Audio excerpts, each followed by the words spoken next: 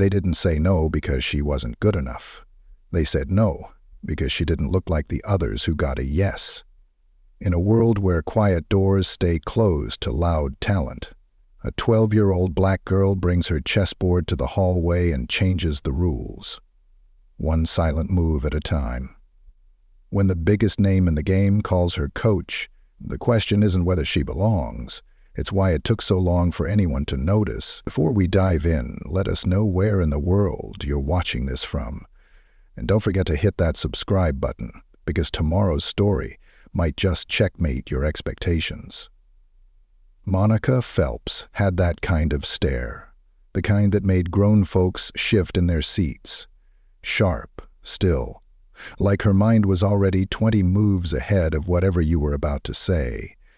She didn't talk much, not unless it mattered, but when she did, her words had weight, like the last piece dropped on a scale that finally tips it over. That morning she wore her hair in 2 tight braids with pink clips at the ends.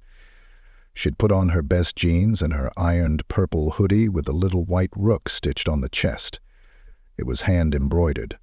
Mrs. Holloway at the library had done it for her after she won that community match last month. Her mom had given her one last proud squeeze before she left the car, eyes tired but glowing with pride. And now, just 2 hours later, Monica stood at the glass doors of the Somerset Grand Hall with a folded paper in one hand and her small plastic chessboard in the other, staring straight at the man who refused to let her through. "That's not what we have in the system," said Mr. Whitmore. He didn't even bother to bend down to her level, just looked over her head like she was part of the floor. "My name's there," Monica said, holding out the confirmation email printed from the library. "It says room 3C, 10:30 start time, under 12 division." Whitmore took the paper without really looking at it. His gaze flicked to her hoodie, then her hair, then her skin. "You're sure this isn't some kind of youth club event? This is a national qualifier, young lady. Not everyone can just walk in." Behind her, other kids flowed in. Boys in collared shirts, girls in cardigans with rolling chess bags, parents guiding them past the welcome booth. No one else was being questioned. "I qualified at regionals," Monica said quietly. "I beat Julian Price. He's number 3. Whitmore blinked, then gave a half chuckle, like the idea tickled him. "Julian Price? You expect me to believe that?" "I don't care if you believe it. It happened." Tanya Phelps appeared in the reflection of the glass doors before she stepped inside. She'd parked across the street and was already moving fast, her work boots tapping hard against the polished tile. "Is there a problem?" she asked, eyes darting between her daughter and the man holding her paper like it was something he needed to sanitize. Mr. Whitmore offered the kind of fake smile people give when they don't want to look racist, just concerned. "Ma'am, this is a closed event. Nationally ranked, invitation only. We have protocols." "She got an invite," Tanya said. "It's right there." "It's not in the system," he replied. "She's not on the approved player list." Tanya took the email from his hand and read it again, just to be sure. The words hadn't changed. "So, either your system's broken or somebody made a mistake." "I'm not going to argue with you," Whitmore said, voice tightening. "Please don't make a scene. I'm just following policy." Monica didn't say a word. She didn't cry. She didn't look confused or surprised. She just stared up at him like she was memorizing every wrinkle in his face, like she was mentally mapping where the lies lived in his expression. Behind them, someone whispered, "What's going on?" "Is that girl just standing there? Did she sneak in?" Monica lowered her chessboard to the floor and sat beside it, legs crossed, as if the tournament were happening right there in the lobby. Her hands moved fast, setting up the pieces on the board, white side toward her, rooks in the corners, king on the right, like clockwork. "Monica," Tanya started, but her daughter held up a hand. "If I'm not allowed to play," she said softly, "then I'll play here." "Don't do this," Whitmore muttered, glancing around. "There are rules." Monica didn't look up. "Then go follow them." A few people had stopped walking now. One dad with a camera around his neck, a girl with a sparkly backpack who was clearly 10 times more interested in Monica's calm than in the tournament bracket her mom was waving at. From somewhere deeper inside the building, a bell chimed. Matches were beginning. Tanya crouched beside her daughter. "Baby," Monica nudged a pawn forward. "He doesn't think I belong, but he's wrong." The dad with the camera snapped a photo. Click. Tanya noticed. "Sir, please don't take pictures." "No, it's okay," Monica said. "Let him." Mr. Whitmore had walked away, muttering into a walkie-talkie, something about cleaning up the front and checking for external verification. Monica didn't care. She had already visualized 10 variations of the opening she'd been practicing all week. She'd studied Magnus Carlsen's games before bed every night, memorizing the way he shifted between defenses like a dancer changing tempo. That morning, she'd played through an entire endgame blindfolded in the car. She wasn't here to argue. She was here to win. And now she wasn't allowed in the room. Tanya looked at her daughter and felt a swell in her chest. Not just pride, but fury. Because this wasn't new. It was just the loudest version of something they had faced in whispers, in glances, in subtle shrugs all year long. The referee who said "interesting name" when announcing pairings. The dad who pulled his son away after Monica beat him in 5 moves. The club owner who suggested maybe she was too intense for the room. One woman in heels stepped closer. "Excuse me," she said to Tanya. "Is she protesting or something?" "Why is that?" Tanya's lips pressed together. "She's playing." "Oh," the woman said. "She looks so calm." "It always does." A boy passed by, holding a score sheet. He slowed down and watched as Monica captured her own bishop on purpose and started again. He turned to his mom. "She's really good." Monica heard him but didn't react. 10 minutes passed, then 20. A man in a suit came out from a side door, clipboard in hand. "Mrs. Phelps?" Tanya stood up. "We're reviewing the situation," he said. "But I'm afraid—" "You're afraid she's too good," Monica said, eyes still on her board. He blinked. "What?" "You know who I am," she said. The man said nothing. More people were watching now.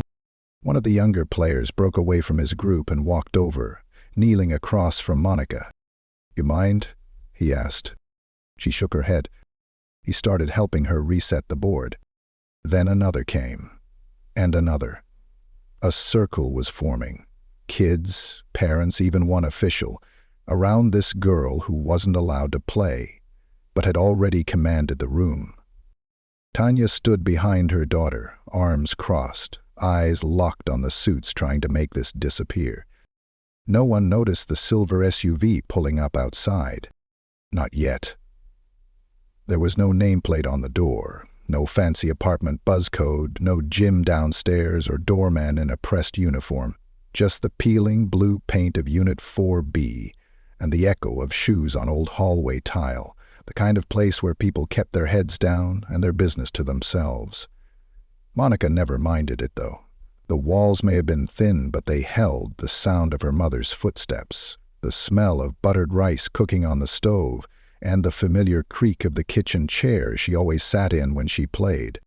That's where she was now, sitting on a metal folding chair at the end of their small kitchen table, a half-eaten sandwich beside her, and a battered tablet propped up against a box of pancake mix. Her fingers hovered over the board, but she wasn't looking at the plastic pieces. Her eyes were locked on the screen, waiting. The ping came right at 7:00 p.m. "Rookman 89, ready for Game 72, Coach?" She didn't smile. Monica rarely smiled while she played, but her eyes lit up just a little, the way they always did when she saw that name pop up. He'd found her online months ago in a free chess forum for junior players. At first, she thought he was just another bored grown-up playing against kids for easy wins, but after their first match, He stayed in the chat, asked questions, gave pointers, and never once talked down to her. Chess Girl 12. Already have the board set. You're white. Rookman 89. Let's make it messy. Monica typed nothing but reached forward and moved the first black pawn 2 spaces. It was like dancing now. Every game with him had a rhythm, unpredictable but always fair. She didn't know his real name, but that didn't matter. Rookman 89 had taught her more than anyone else ever had, how to bait an opponent, how to play the long game, how to hold your ground even when everyone in the room thinks you don't belong. She reached for her sandwich with one hand while tapping her move with the other. Her mom's voice floated in from the other room. "Monty, you want that heater on?" "No, I'm good," Monica called back. "You sure? I can see your breath. I'm not cold." Tanya stepped into the kitchen anyway, rubbing her arms under her sweatshirt. She'd just come off a double shift at the hospital, hair tied up in a bun, lanyard still around her neck. Her eyes were tired, but her gaze was locked on her daughter like it always was. Proud, protective, perpetually scanning for signs of strain. "Did you eat that sandwich yet?" "Half of it." "You can't checkmate on an empty stomach." Monica smirked. "I just need the pieces." Tanya sat down across from her, watching her daughter lean into the screen. She never pretended to understand the game chess looked like a box of stress to her, but she understood what it meant to Monica. It wasn't just a board or a hobby. It was how her daughter communicated. It was how she dreamed. Monica's fingers darted over the keyboard. "Chess Girl 12, Bishop takes knight." "You didn't see that, did you?" The reply came quick. Rookman 89. "Not until it was too late." "I underestimated you. Again." "Chess Girl 12. You always do." Tanya looked over her daughter's shoulder. "Same guy?" "Yeah. The one who plays under that goofy name?" "It's not goofy, it's tactical." "Well, Mr. Tactical gonna show up at one of your matches?" Monica paused. She had asked once if he'd come see her play at regionals. He said he couldn't travel. Said he didn't really do in-person events anymore. He had a vague answer for everything, which usually meant he didn't want her asking too many questions. "He's busy," Monica said. "You still don't know who he is?" "I don't need to." Tanya frowned. "I just don't want you trusting some random grown man from the internet, okay? It's different when it's not in a chat window. People aren't always who they say they are." Monica nodded, even though her thoughts were already 10 moves ahead. He had never asked her for anything, never gotten weird, never talked about anything outside of chess, and besides, she didn't tell him much either. She was careful. She always had to be. Tanya exhaled and stood up. "I'm taking a shower. Leave that bathroom fan running this time, yeah?" "Okay." "Oh, and Wani, you were incredible today. I saw what you did back there. Not everyone would have stayed that calm." Monica's hand hovered over her knight. She didn't look up, but her voice softened. "I wasn't calm. I was angry." Tanya stepped closer and kissed her forehead. "Then you're even more impressive." Monica waited until she heard the bathroom door shut. The pipes creaked, and a moment later the sound of rushing water filled the apartment. She turned back to the screen. Her opponent had made his move. Rookman 89, queen to g5. "Your move, coach." She stared at the screen. Something had changed in her lately. Something she didn't quite have words for. After today, she felt cracked open, not broken, just aware. Aware that not everyone claps when you win. Aware that some doors stay closed no matter how many trophies you carry. She wanted to tell Rookman what happened at the tournament, but then again she didn't. Maybe she wanted to keep it hers. Maybe she didn't want to see pity in his response. So instead, she typed, "Chess Girl 12. You're gonna lose this game." Rookman 89. Big words. "Chess Girl 12. You'll see." And she launched her next move like a punch. The screen blinked. His king was cornered. He could escape, but only barely, and only for a turn or two. She sat back and let it breathe. She didn't need applause, didn't need anyone to make room for her. She'd bring her own chair. And if that wasn't good enough for them, she'd play right there in the hallway, like she always did, quiet, certain, and unshaken. Because the truth was, Monica Phelps had already entered the tournament. The real question now, was anyone smart enough to see it? Mrs. Deidre Holloway didn't believe in wasted time. She didn't tolerate slouching, gum-chewing, or mindless TikTok foolishness in her library, not in her reading nook, not in the chess corner, and certainly not at the cracked oak table where she ran her unofficial lessons every Tuesday and Thursday after school. The regulars called her the library queen. Not to her face, of course, but even the cocky 8th graders said it with a kind of nervous respect. She wasn't tall, but she had presence. Thin silver coils tightly wound atop her head, wire-rimmed glasses that stayed halfway down her nose, and a voice like a rustling book page, soft, sharp, and impossible to ignore. Monica Phelps first met her when she was 9. She'd been walking past the library's community room, following the smell of donuts. Her backpack was too big for her frame, and the strap had torn a little at the top, stitched together with a shoelace. Inside, a group of boys sat around a table, boards set, heads low, murmuring over opening lines. Mrs. Holloway sat at the head like a judge in a courtroom, her hands folded, her eyes scanning the game in front of her like she already knew who was going to lose before the third pawn moved. She was glad when she saw them. Grace had been worried someone would see them. Grace knew before the third pawn moved. Monica stood in the doorway too long, Mrs. Holloway noticed. "You gonna play or you just gonna stare like a ghost?" she asked, without looking up. Monica froze, then stepped forward. "I don't know how to play," she lied. Mrs. Holloway raised an eyebrow. "You sure?" Monica hesitated. "I mean, I know the pieces, but not real chess. Plenty of folks move pieces and still don't play real chess. Pull up a chair. Let's find out which kind you are." That day, Monica beat 3 boys in a row. She was quiet the whole time, moving fast, her eyes never leaving the board. After her 3rd win, one boy slammed his palm down in frustration and muttered something under his breath. Mrs. Holloway cleared her throat. "Now what did we learn today, gentlemen?" No one answered. She turned to Monica. "What's your name, baby?" "Monica." "Last name?" "Phelps." Mrs. Holloway leaned back. "Well, Miss Phelps, you play real chess." That became her new home after school. 2 days a week, sometimes 3. Monica didn't always talk much. Sometimes she just sat and watched, studying how players fumbled openings or blundered their queens too early. But Mrs. Holloway noticed how her hands stayed steady, how her eyes never wandered from the board, even when kids joked or tried to distract her.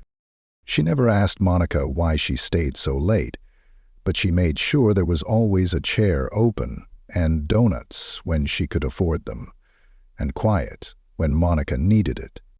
One evening, after most of the other kids had packed up and gone, Monica stayed behind and helped stack the boards.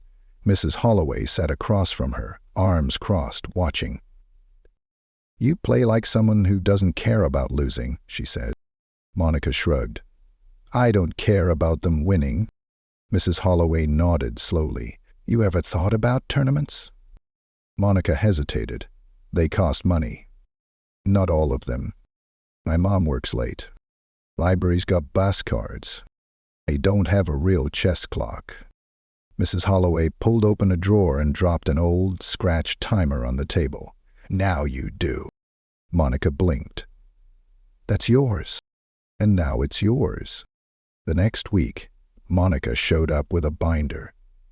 It had old printed game sheets from Grandmaster matches, clippings from chess magazines, and half-completed tactic puzzles she'd copied from public websites. Mrs. Holloway flipped through it slowly. "You studying by yourself?" Who taught you these endgames? Mostly Rookman 89. Mrs. Holloway raised an eyebrow. That your internet friend? He's good. Maybe. But he ain't in this room. I am. After that, Monica started staying later. Mrs. Holloway would run her through drills, poke holes in her defenses, throw weird openings at her just to watch her adapt. She never gave easy wins, and when Monica finally beat her, fair and square, Mrs. Holloway pushed back from the table, folded her arms, and said, "Good. I was getting bored." They didn't talk about feelings or school or the way people sometimes looked at Monica sideways when she walked into a room full of kids who didn't look like her. But Mrs. Holloway understood. She saw how Monica's jaw tightened every time a new parent leaned over to ask, "Who's that little girl playing with the big boys?" She heard the way the kids muttered after Monica won, "Lucky, fast, fluke," like they couldn't believe she was actually better. She saw the way Monica started bringing her own chair, her own board, her own timer, not to show off, but so she couldn't be told, "We don't have room." On Thursday, Monica came in quiet, quieter than usual. Mrs. Holloway didn't ask, just waited. When the session ended, Monica lingered, the last to leave. "There's a part of us that helps to be resilient," she said, eyes on the board. Mrs. Holloway looked up. "At the tournament. Somerset Grand. Said I wasn't on the list, told me I didn't belong there." The room went still. Mrs. Holloway pressed her hands flat against the table. "What did you do?" "I sat down, I played in the lobby." A slow smile spread across her face. Not a soft one, a smile with teeth. "You made them watch?" "Yeah." Mrs. Holloway nodded once, then stood and walked to the back closet. She rustled around, moved a few boxes, then pulled out an old laminated folder. She brought it back to the table and laid it down. "What's this?" "State Open qualifiers, 2 weeks from now. No pre-approval required. Anyone can enter. But it's not for beginners. You'll be up against teens. Some college kids, too." Monica stared at the paper. "I'm ready." Mrs. Holloway didn't doubt her for a second. "You beat them," she said, "and they can't lock the door on you ever again." She leaned in closer. "And if they do, you break it down." Monica picked up the folder. For once she smiled. Not wide, but full. Mrs. Holloway winked. "Make 'em remember your name." The envelope was bent. Someone had folded it in half like it didn't matter what was inside. It had no logo, no fancy crest, just a plain white return address stamped with the words, "Midwest Youth Chess League." Tanya almost tossed it with the junk mail, figuring it was just another flyer, but Monica spotted it on the kitchen counter while pouring cereal. "Wait," she said, putting her spoon down. "That's from the tournament board." Tanya looked at the envelope again. "This one?" Monica nodded, already standing up, reaching across the counter.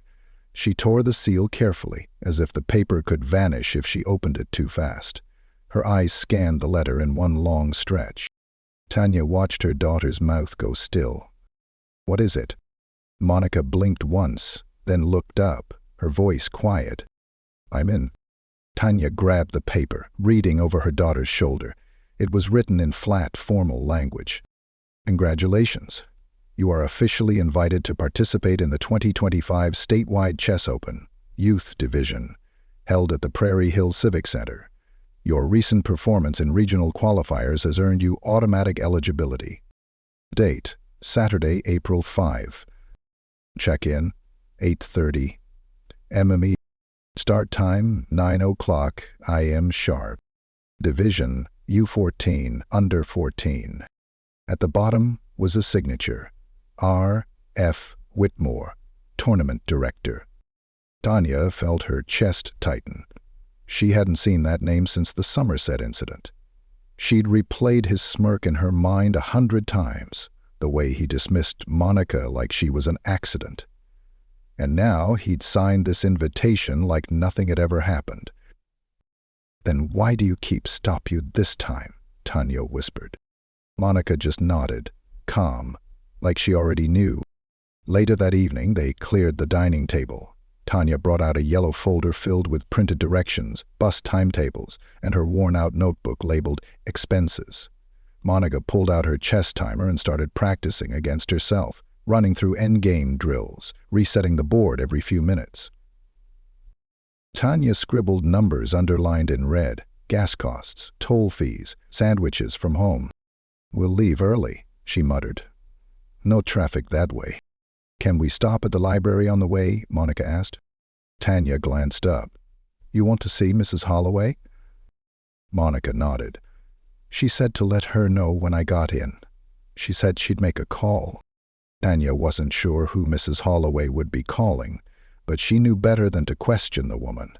If anyone could shake a few trees and make things happen, it was her. The next morning, Mrs. Holloway didn't say much.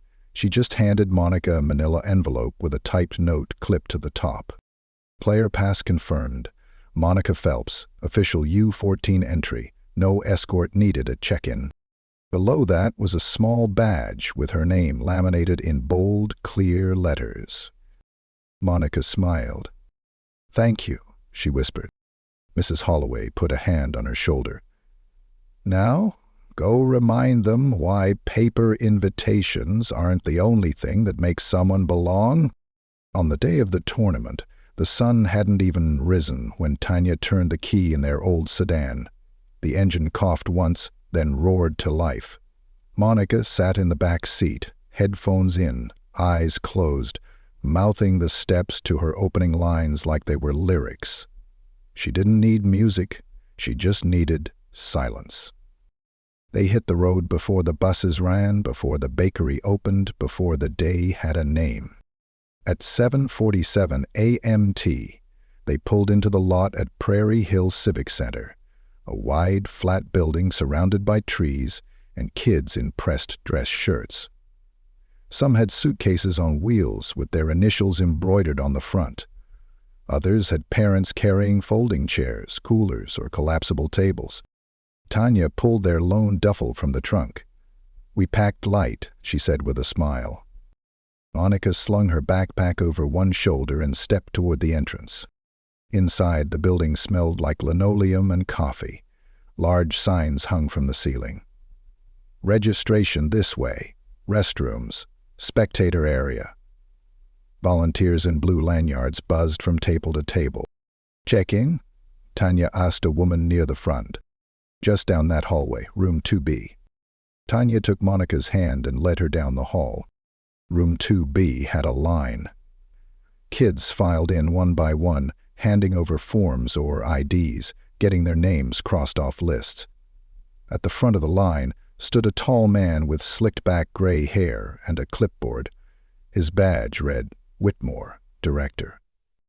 Monica stared at him, not blinking. Tanya leaned in. "That's him." Monica nodded. They waited. The line moved. One by one, names were read aloud and confirmed. When it was Monica's turn, she stepped forward and handed him her player badge. Whitmore looked up and paused. Tanya stood beside her, not speaking, just watching. Whitmore's eyes scanned the badge, then Monica's face. "You're Monica Phelps?" "Yes." "You're in the U14 bracket?" "Yes." He looked down at his clipboard, flipping a few pages. Tanya noticed how his fingers moved slower than before, stalling, digging for a reason, any reason. "She's on the list," said a voice from behind them. Whitmore turned. A young woman in a volunteer vest stepped forward, holding a tablet.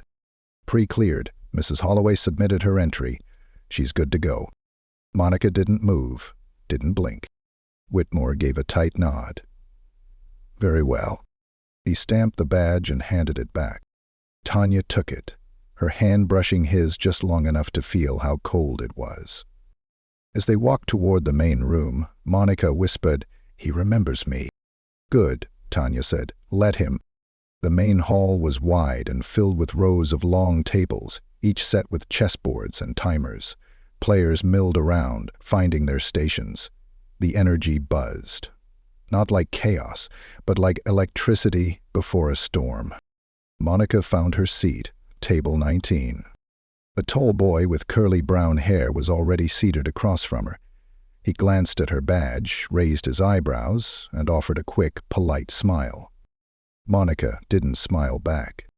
She sat, straightened the pieces, set her timer. The room hushed. A loudspeaker crackled overhead.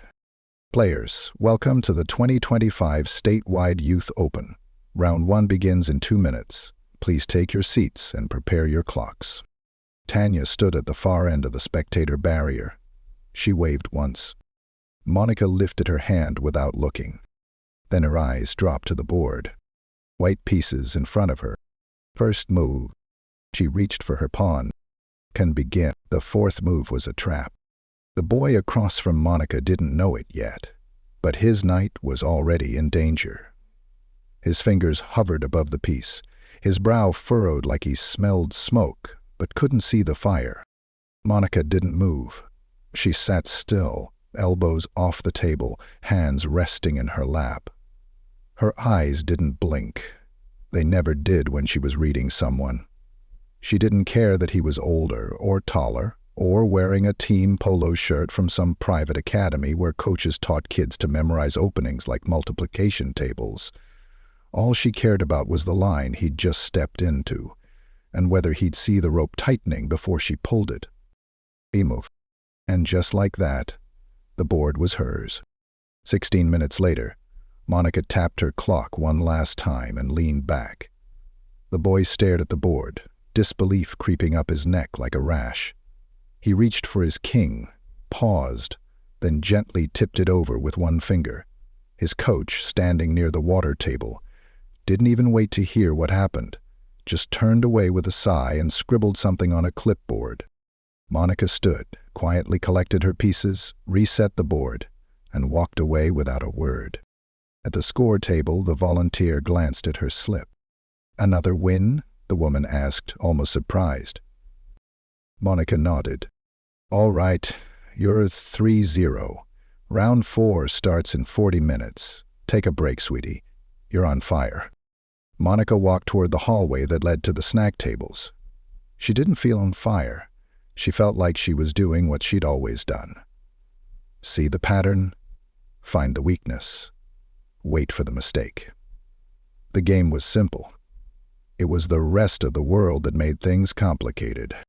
In the hallway, parents gathered in tight groups with folded arms and sideways glances. Their kids had gone quiet after the early rounds, and the tension was starting to show. Monica passed one group and heard a woman whisper too loudly, "He's the one?" Another replied, "Yeah, the girl from that video, the one who played in the hallway. She beat Noah in 15 minutes. Noah had the flu last week. Shin doesn't even have a coach. She doesn't look like she's from around here." Monica kept walking. At the table near the vending machines, Tanya was unpacking their lunch. PB&J wrapped in foil and a pair of apple slices in a Ziploc. She looked up and smiled when she saw her. "How'd it go?" Monica shrugged. "Checkmate in 26. Tanya laughed under her breath. "That's my girl." They sat together on the edge of the carpeted floor, legs crossed, lunch in their laps. Around them, other families sat on benches or spread out picnic-style on blankets they'd brought in coolers. Monica saw a girl unwrap sushi from a to-go box and another kid biting into a croissant sandwich. A few looked over at her, then looked away quickly. Tanya leaned close. "You hearing the whispers? You okay?" "I'm fine." "You sure?" Monica nodded. "They think I don't belong."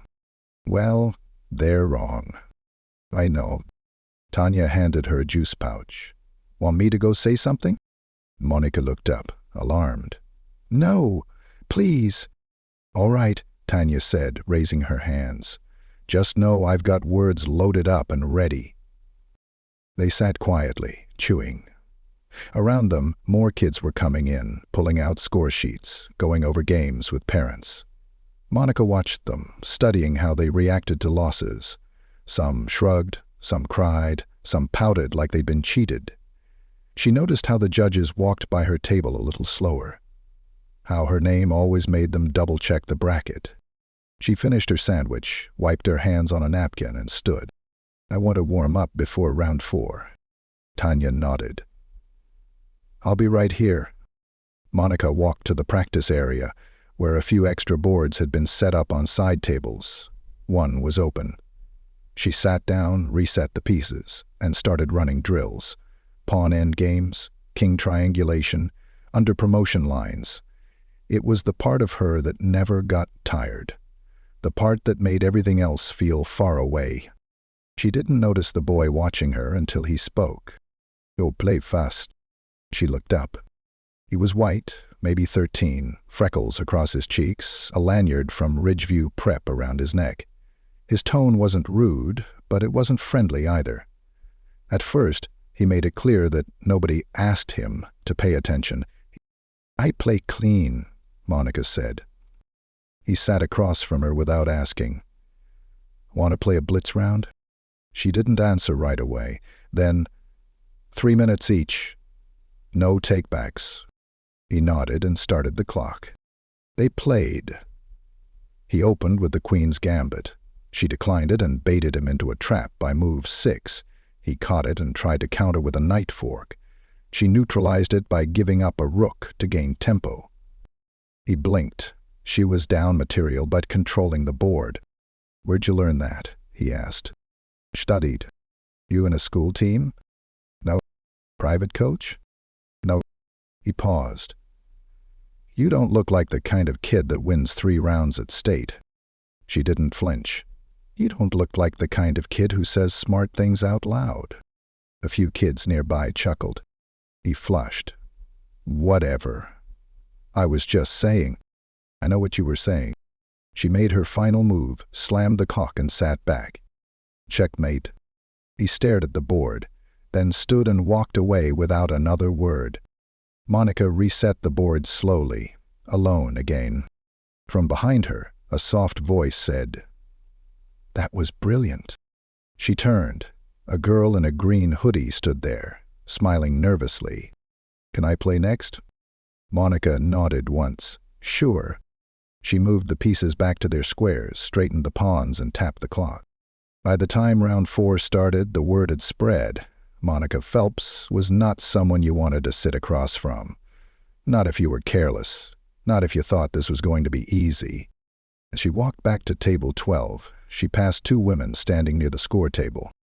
One of them muttered, "She's good, but she just doesn't fit in here." Monica didn't stop walking. Didn't turn around. Didn't give them what they wanted. She just sat down, adjusted her hoodie, and waited for her next opponent. Because fitting in was never the goal. Winning was. Monica stared at the score sheet in her hand. 4 wins. No losses. She was undefeated going into the final round, seated now at table 1, where only the highest-ranking players ended up.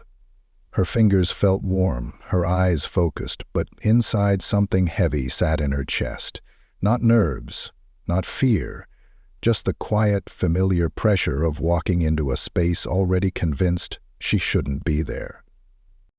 The boy across from her wore a maroon teen jacket, the embroidered logo of North Lake Scholastic Chess Club gleaming on his sleeve. His name tag said Austin Trent. The name didn't mean much to Monica, but the way others moved around him did. Parents nodded, coaches hovered. A judge came over and double-checked his clock settings without being asked. He looked her over once, quick, then leaned back in his chair. "You're the hallway girl, right?" Monica didn't answer. Austin smirked. "Yeah, you're her. From that video. Saw it online. Somebody said you played next to the vending machine with a paper board or something." "It was a real board," she said evenly. He chuckled and cracked his knuckles. "Doesn't matter. You won't last 10 moves." Monica stayed quiet. She glanced at the clock. Start time was in 2 minutes. Tanya stood behind the spectator rope, her hands clasped, eyes locked on her daughter. Across the room, Whitmore paced slowly near the judges' table, occasionally glancing toward table 1 like he was trying not to look, but couldn't help himself. Austin leaned in. "You ever play a real endgame before?" Monica tilted her head. "Define real. You know, one that doesn't happen in your imagination." She blinked. "Once." Then the speaker crackled overhead. "Final round is underway. Players, begin." Austin tapped his clock. Monica opened with E4. 4 moves in, he rushed, too confident. She played a Sicilian defense, sharp and clean. By move 10 he leaned forward. By move 15 his foot began to bounce. She didn't talk, didn't smirk. She didn't even look at him except when absolutely necessary. Her eyes flicked between the board and the clock, like the rest of the room didn't exist. 27 moves later, she pinned his knight and forked his rook in the same sequence. He didn't see it coming. He grabbed his queen like he might throw it, then paused and exhaled through his nose. "This isn't over," he muttered. "Then keep playing," Monica said calmly. The end came on move 33. Checkmate. It landed without drama, just silence. Then the soft tap of Monica's finger on the clock. Austin slumped in his chair, staring at the board like it had betrayed him. A moment later, he tipped his king. "Lucky game." "No such thing," she replied. She stood and carried her score sheet to the table. The volunteer looked up, wide-eyed. You won?" Monica nodded. The woman looked at the paper again. "That means you're the champion." Across the room, Tanya pressed her hands to her face, trying not to cry. The barrier rope separating parents from players might as well have been made of steel, but every emotion on her face spilled through anyway. Monica walked toward her slowly. Her badge now said 5-0 winner in red ink across the back. She stopped just short of the rope. "I did it." Tanya shook her head, smiling through the tears. "No, baby, you earned it." There were no balloons, no medals, just a handshake from the tournament director and a signed certificate folded into a plastic sleeve. No one asked her to smile for the website. No one offered her an interview. A few clapped when her name was announced, but most just shuffled their kids out, eyes on the floor. Whitmore walked past them on his way out. He gave Monica the briefest glance. "Unexpected," he said. She didn't respond. But Tanya did. "She told you," she said, voice firm. Whitmore stopped. "Lust? She told you she belonged. You didn't believe her." He looked away. "She played well." Tanya stepped closer. "No, she played brilliantly. And you'll see what happens next time you try to block her path." Whitmore said nothing, just walked off, disappearing into the crowd. Monica turned to her mom. "Can we go now?" "Not yet. There's someone you should call." They walked to a quiet corner near the empty vendor tables. Tanya pulled out her phone and handed it to her daughter. "I already dialed him." Monica took the phone and looked at the screen. The name said Rookman 89. Her fingers hesitated for a moment. Then she brought it to her ear. A click. Then his voice. "Hello?" "I won," she said. There was a pause. "You beat them all?" "Oh, 5. Another pause. Then laughter. Not loud, just proud.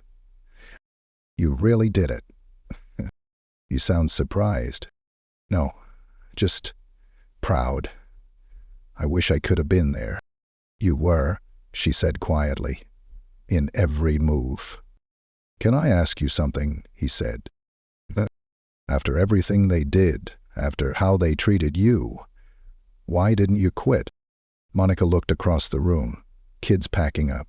Judges closing their clipboards. The name tag still pinned to her chest. "Because I knew I could win." He was silent again. Then he said, "You're going to change everything. You know that?" Monica didn't smile, but her eyes softened. She whispered. I know. They said goodbye. She handed the phone back to her mom. Tanya wrapped an arm around her daughter and pulled her close. You hungry? Starving. They stepped out into the fading light. The sun was low now, brushing gold across the pavement. As they reached the car, Monica looked back one more time at the building, at the door that once felt like it might never open. Then she turned away. She didn't need it anymore. She'd already walked through it. It started with a grainy cell phone video. No music, no edits, just Monica sitting cross-legged on the cold tile floor outside the Somerset Grand Hall, calmly arranging chess pieces on a board while voices murmured around her, some curious, some uncomfortable. She didn't say a word in the video, just played, against no one, against everyone.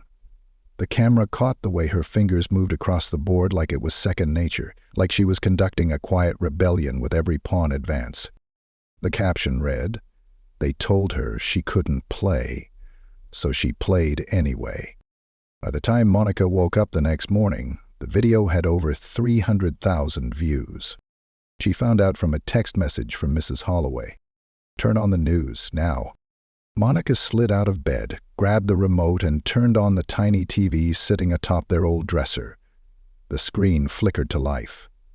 A news anchor in a tight suit was talking over footage of her at the tournament. The hallway, the board, her face. This video has sparked a wave of reactions online, with many questioning the fairness of tournament admissions. Who decides who gets to play? And more importantly, why was a child with confirmed registration turned away? Monica blinked. Tanya, hearing the TV from the kitchen, came rushing in holding a half-buttered piece of toast. They're showing you? Monica nodded slowly. Had the name up there and everything? She pointed at the screen. In the corner, in big white letters, it read, Monica. Phelps. Chess prodigy? Tanya sat on the edge of the bed. I don't know whether to be mad or proud. Be proud, Monica said. Tanya chuckled. That's what I'm leaning toward. By lunchtime, the emails started. Journalists, bloggers, school counselors, even a woman claiming to be a representative from a chess equipment company offering to donate professional gear to support Monica's development. Tanya had to turn her phone off twice just to keep it from overheating. Meanwhile, Monica stayed quiet. She didn't go online, didn't post anything.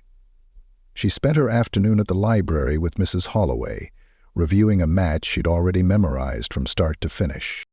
You see what's happening, baby? Mrs. Holloway asked gently, tapping the page of a printed article. Monica nodded. People are finally looking. And what do you want to do with all this attention? Make sure they don't stop looking.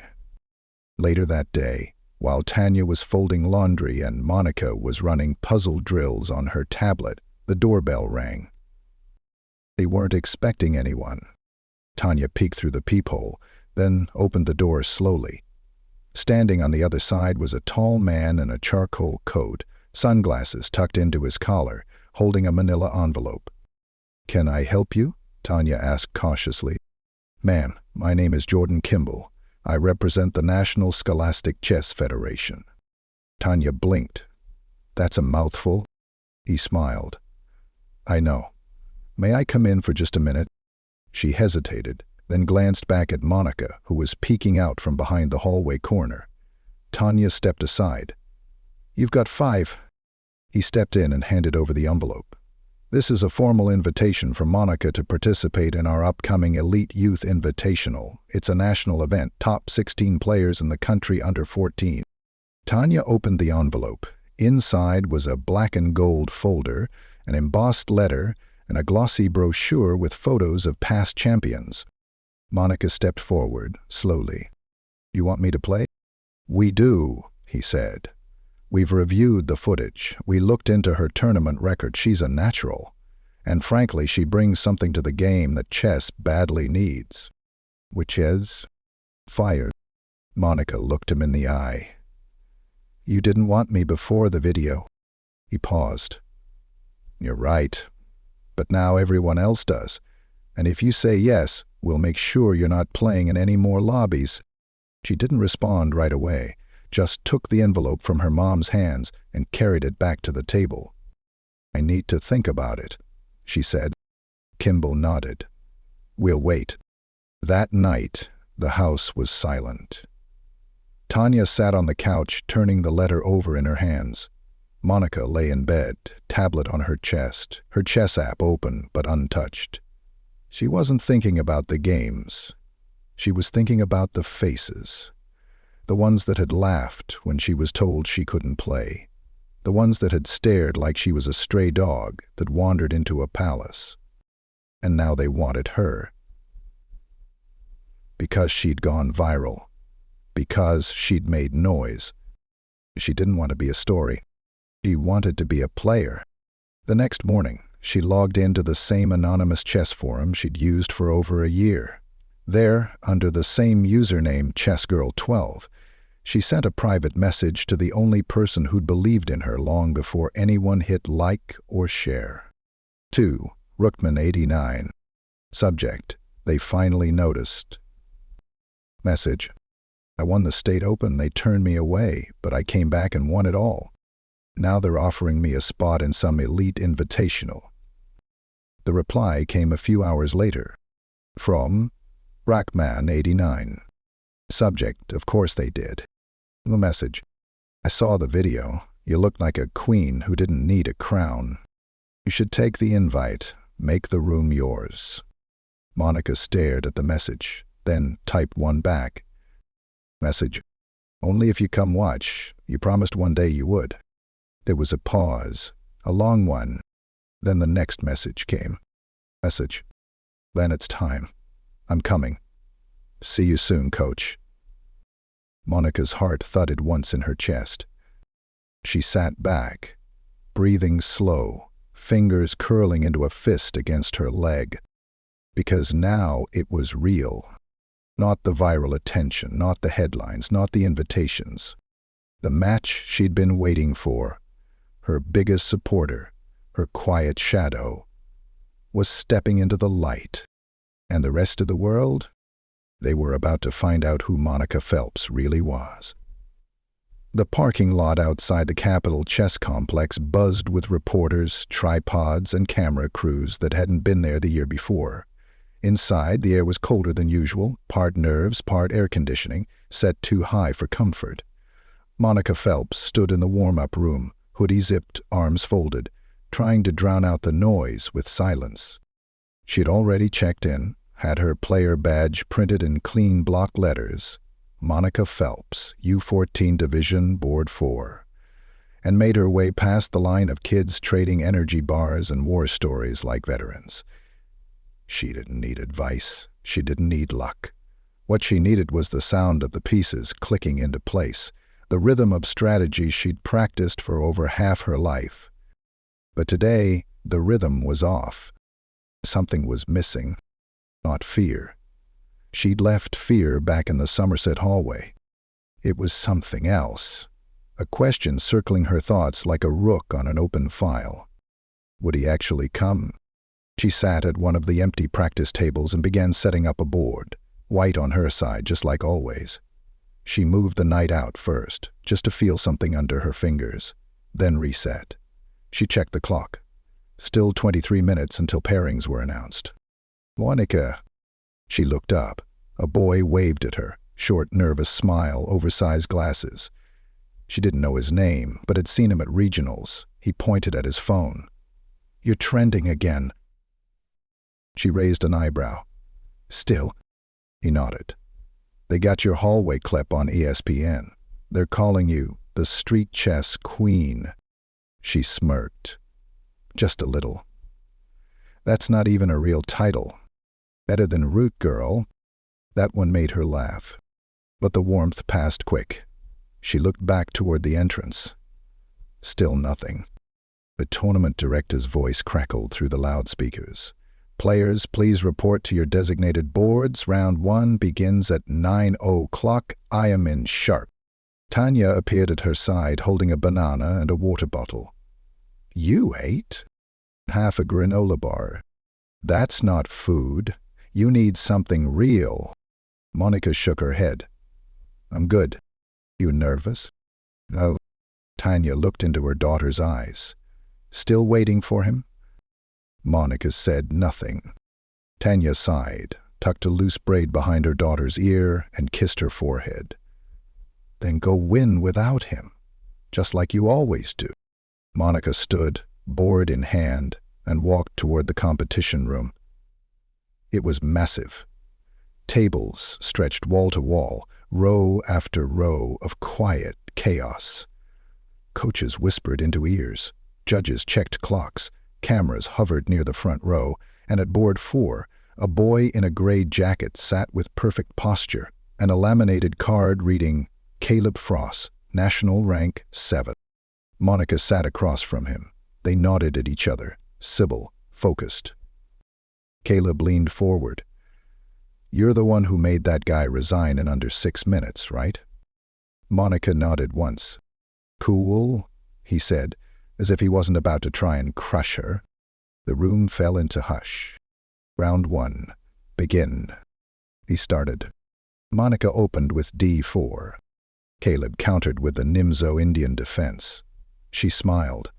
She'd practiced it dozens of times with Rookman. She fell into the groove, letting instinct do the work while her mind drifted toward the door. Still no sign of him. Then came the flash. Not on the board, but in the hallway just outside the glass panels. Cameras popped, voices rose. Monica didn't lift her head, but Caleb did. Whoa, he said. Is that? Monica moved her bishop. Focus. From behind the judges' table, a ripple of surprise moved like a gust of wind through the tournament room. Chairs turned, heads craned. A man stepped inside. He wore no lanyard, no badge, just a black windbreaker and worn sneakers. But the room reacted to him like a grandmaster just entered the battlefield. He made his way past the rows, past the confused parents, past the players pretending not to look, right up to Monica's board. She still hadn't looked up. He stood there for a second, just watching, then said one word. Meeting's coat. The clock ticked. Monica finally looked up. Chris Knox, former world champion, international grandmaster, and the man behind the username Rookman89, smiled down at her like this was exactly where he was supposed to be. The entire room held its breath.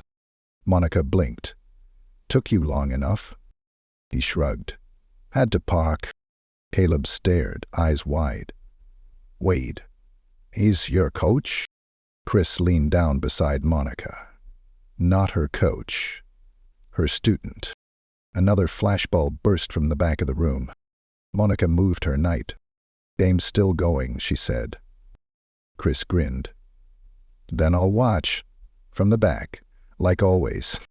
He stepped away, hands in his pockets, blending into the rows of quiet observers. The moment passed, but the echo of it didn't. Word spread like fire. The world champion just called her coach. By the end of round 1, Monica had Caleb cornered. He offered a draw. She declined. 2 moves later, he resigned. She shook his hand, stood, and walked past the cameras without saying a word. Chris met her outside the room. You were surgical, he said. She shrugged. It was a little messy. Messy wins are still wins. They walked together toward the snack tables. I thought you'd stay anonymous forever, she said. I almost did, he replied. But then I saw your video, and I realized you already stepped into the light. So you followed? He nodded. Always. Tanya joined them, stunned but smiling, eyes flicking between her daughter and the man who, until today, had only existed on a screen. You're Ruckman? She asked. Chris nodded, extending a hand. And you're the reason she never backed down. Tanya took his hand. Darn right I am. They stood in the lobby, the 3 of them, as cameras whispered and questions flew from behind velvet ropes, but Monica didn't answer them. She didn't need to. She'd already said everything on the board. And tomorrow she'd say even more. Round 2 felt heavier. Not because the stakes had changed. Monica had played high stakes before, not because the cameras were still flashing or because someone kept whispering her name behind cupped hands every time she walked by. It was heavier because of who was sitting across from her now. Austin Trent. Same jacket, same smug half-smile, same eyes scanning her like she was still just the hallway girl. But something about him had changed too. Not quieter, just more aware. He knew what he was up against now. So did Monica. She set her board up slowly, calmly. Her fingers lined each piece in perfect symmetry while her mind reran their last match like a movie scene. His arrogance, his fast hands, the way he muttered "lucky" under his breath after she beat him clean. Back then, she didn't have a crowd, no champion behind her, no title in her pocket. Now she had all three. But she didn't want revenge. She wanted clarity, the kind that comes from one thing. Playing the truth into the board so clearly, even the ones who doubted her had no choice but to see it. Austin didn't offer a handshake. Monica didn't offer one either. A judge stood nearby, clipboard ready. "Players ready?" she asked. Austin tapped his clock. Monica opened with C4. The English opening, not her usual. He raised an eyebrow. "New opening?" he asked. Monica moved her bishop. "You talk too much." The room around them buzzed with quiet murmurs, chairs scooting, clocks clicking, pieces clacking into place. But for Monica, the world faded again into 32 squares of absolute focus. Austin came out swinging, aggressive, fast, clearly rehearsed. He must have spent hours studying her old games, preparing counters, memorizing traps. But Monica had changed, evolved. She didn't play like she used to. She wasn't reacting anymore. She was directing. By move 8, she controlled a center. By move 12, he was sweating. His fingers fumbled when he picked up his queen, and she caught it hesitation, a moment of panic, the kind that unravels a match if left unchecked. She leaned into it, pressed her attack, lighting up her knights with ruthless precision. Austin narrowed his eyes. "You think you're smarter than me." Monica didn't answer. She didn't need to. Old 15, she sacrificed a pawn. Move 16, he took it. Move 17, she advanced her rook. And that's when he knew the trap had closed. "You're bluffing," he said. Monica stayed silent. He stared at the board, breathing harder now. Tanya watched from behind the barrier. Chris Knox stood beside her, arms crossed, not saying a word.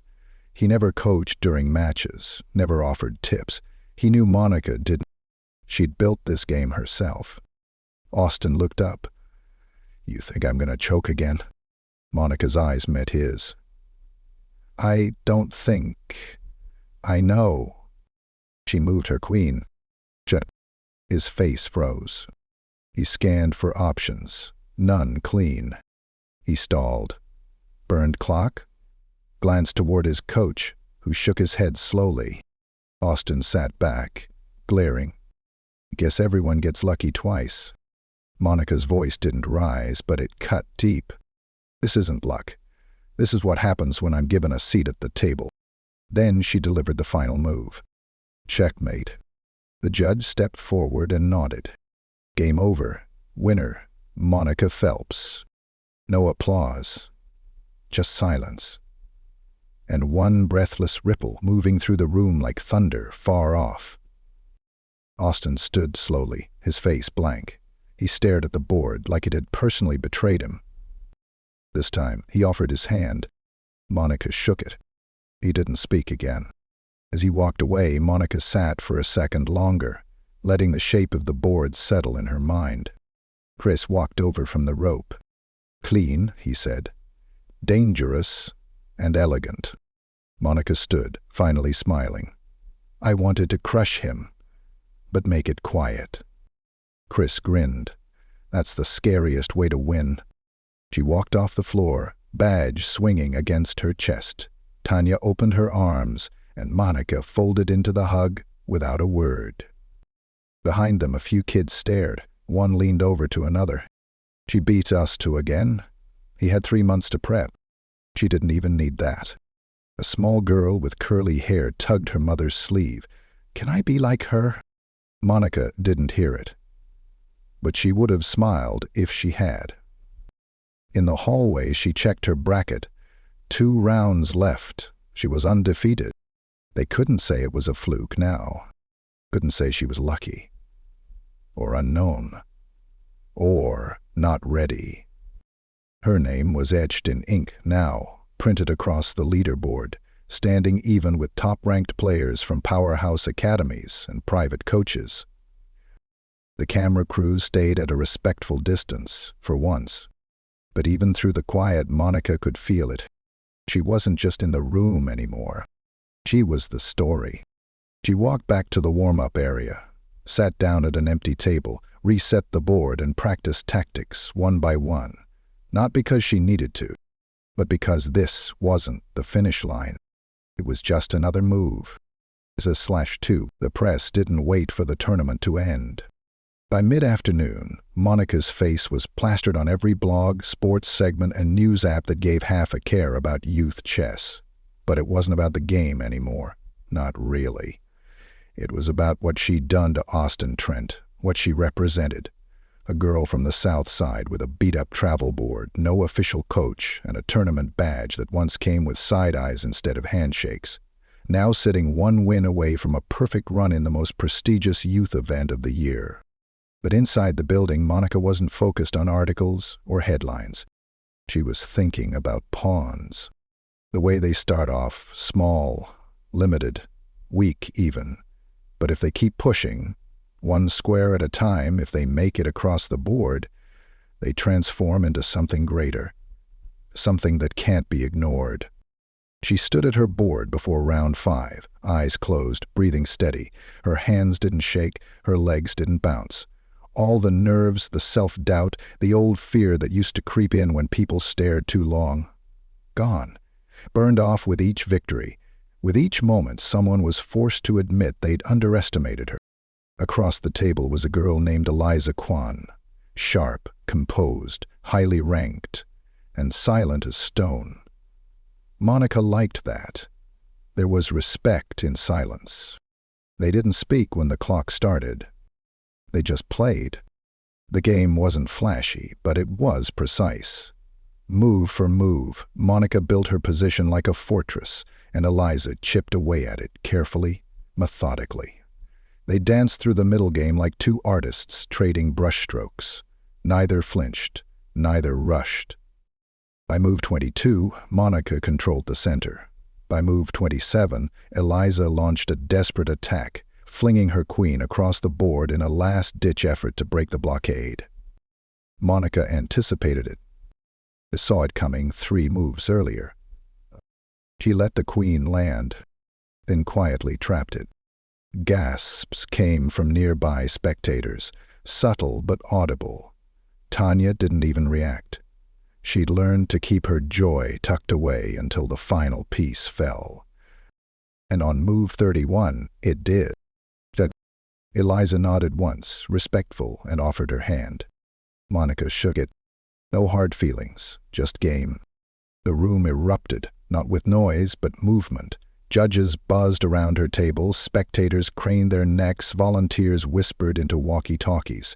Because with that final move, Monica Phelps wasn't just a contender. She had gone undefeated. 5 rounds, 5 wins, and now crowned champion of the entire under-14 bracket.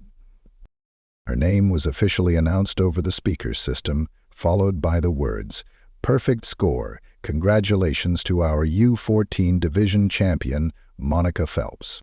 She didn't cry. She didn't jump or scream or spin around like some of the other kids.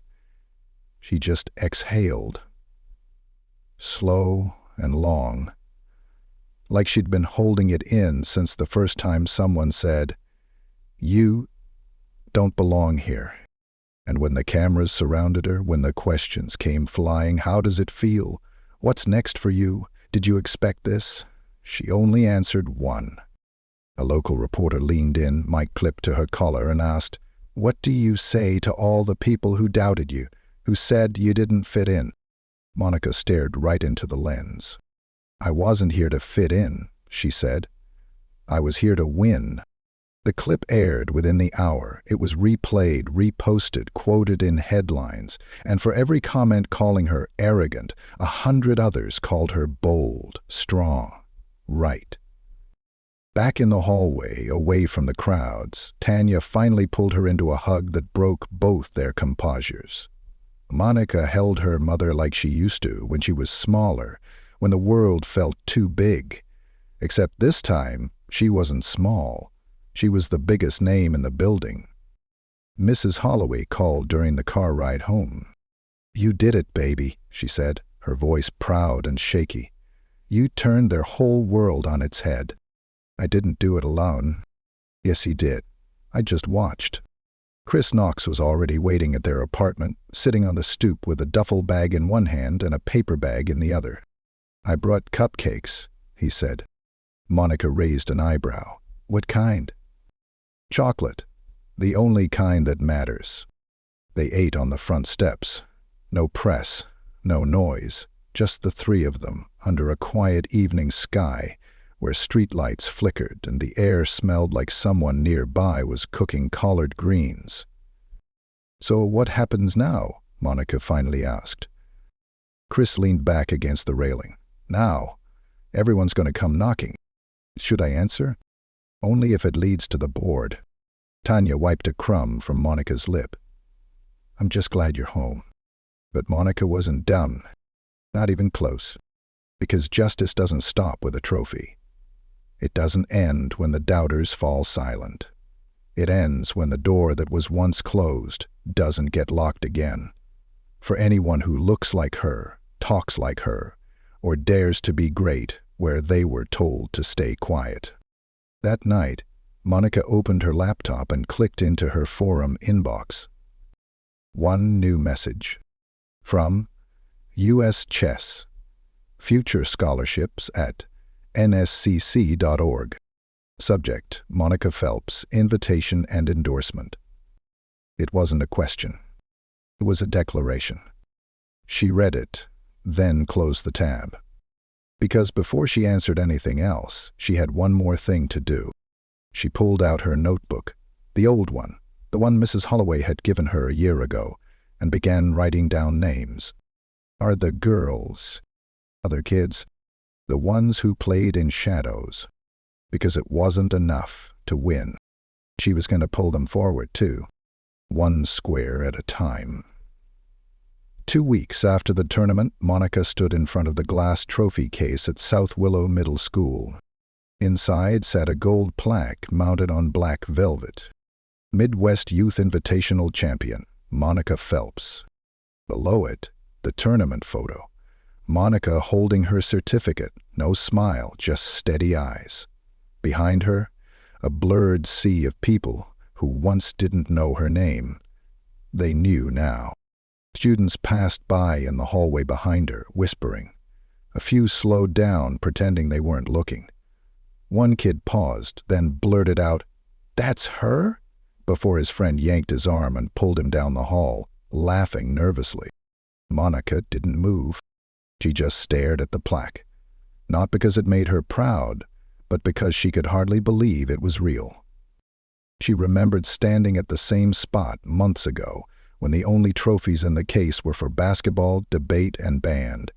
She had walked past it every day, wondering if chess would ever be worthy enough to be remembered. Now her name was in the glass. That afternoon, Mrs. Holloway asked Monica to stay late. "I've got something I want to show you," she said, leading her to the back room of the library. The smell of old paper and lemon cleaner filled the air. The door creaked open to reveal a small, square room, dimly lit, walls lined with mismatched bookshelves, But what caught Monica's eye was what sat in the middle of the room. 4 new chess tables. Clean, polished, with matching timers and tournament-grade boards. The walls had posters now, photos of greats like Maurice Ashley, Fiona Mutesi, and even Chris Knox himself. In the far corner was a corkboard pinned with photos of the library kids, some laughing, some concentrating mid-game, one of Monica deep in thought. "What is this?" she whispered. Mrs. Holloway smiled. "It's your space now." "My what?" "This is the Monica Phelps chess room. School board approved it last week. Donations rolled in after your win. Parents asked for lessons. Some even asked for you." Monica blinked. "Me?" "You lit a fire, baby. People saw it, felt it. Now they want to play in the flame." There was a soft knock on the door. 3 younger girls stood there, backpacks slung over their shoulders, eyes wide, one holding a worn-out beginner's set. "Is this where we sign up?" the smallest asked. Monica looked at Mrs. Holloway. She nodded. "They're yours if you want them." Monica stepped forward, waved the girls in, and pulled out chairs for them. She set up the board, helped them sort the pieces, and showed them how to place them properly. One of them, Layla, tilted her head and asked, "Are you going to be our coach?" Monica smiled for the first time all day.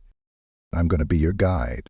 After the girls left, giddy and loud and talking about rooks like they were superheroes, Monica sat alone at the table. She ran her fingers along the grooves in the wooden board. For the first time, she wasn't chasing a win. She was passing something on. That night, at home, Tanya had the kitchen table covered in mail, letters, invitations, even a framed letter from the National Black Girls in STEM initiative. They wanted Monica to be their keynote speaker next month. "Baby," Tanya said, holding the frame carefully, "you're going to be standing in rooms you couldn't even walk into last year." Monica opened a manila envelope. Inside was an official invitation from the National Scholastic Chess Federation. Full scholarship for their summer training camp, airfare included, no application needed. Chris called that evening too. "Coach," he said, "you free next weekend?" "Depends. I've got an exhibition match in Chicago. They're letting me bring someone up for the pregame interview. You in?" Monica grinned. "If I say yes, will they regret it?" He laughed. "That's what I'm counting on." At the event, Monica walked beside Chris Knox down a long velvet corridor lined with photographers and flashes. Reporters shouted her name, this time not with surprise but with respect. They sat together on stage. One reporter leaned in, microphone in hand. "Chris, you were once called the best to ever touch the board. And now, you've called this young woman your coach. Why?" Chris smiled and looked at Monica. "Because she reminded me why I started. And she's building something bigger than titles. She's giving the game back to the kids who never had a seat."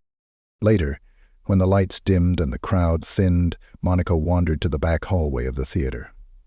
There was a chessboard set up near the exit, a public one, simple plastic, no clock. A boy sat there, small, maybe 9, nervous. He looked up and said, Are you her?" Monica sat down. "I'm me," she said. "Want to play?" He nodded quickly, hands shaking. She smiled and set up the pieces. "Let him play white." He opened with the same first move she had played in the hallway outside Somerset Grand. She smiled. He didn't know it, but he'd already won.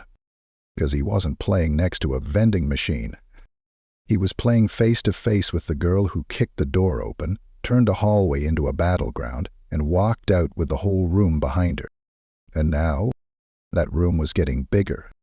Because the girl they once said didn't belong was now the reason everyone did.